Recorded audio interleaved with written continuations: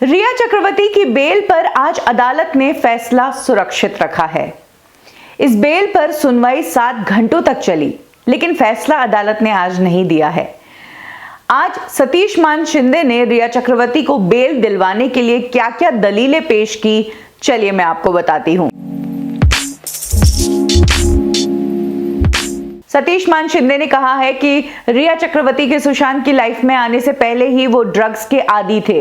रिया या शौविक दोनों में से कोई भी ड्रग्स नहीं लेता है। सतीश मान शिंदे ने यह भी कहा कि एनसीबी ने कहा है कि रिया चक्रवर्ती ने डेबिट कार्ड से 10,000 रुपए निकाले थे ड्रग्स खरीदने के लिए, लेकिन उन 10,000 रुपए से ड्रग्स खरीदा गया इसका कोई सबूत एनसीबी के पास नहीं है। इसके बाद सतीश मान शिंदे ने कहा कि अगर आज सुशांत सिंह राजपूत जिंदा होते तो उनके ऊपर ये ड्रग्स के इल्जाम लगते, जिसके तहत वो 6 महीने या 1 साल तक के लिए जेल जा सकते थे, और अगर उनके ऊपर कार्रवाई होती तो एनडीपीएस एक्ट के सेक्शन 27 के तहत कार्रवाई होती। ऐसे में रिया और शौविक को कैसे एनडीपीएस एक्ट के 27A के तहत बुक किया गया, जिसकी सजा 10 से 20 साल है। सतीश माने शिंदे ने यह भी कहा कि रिया चक्रवर्ती और शौविक ने सुशांत सिंह राजपूत के लिए बहुत ही कम मात्रा में ड्रग्स खरीदा था। 25 ग्राम ड्रग्स का सबूत है। जब कोई इतने कम मात्रा में ड्रग्स खरीदता है तो जाहिर सी बात है कि इसका कोई आगे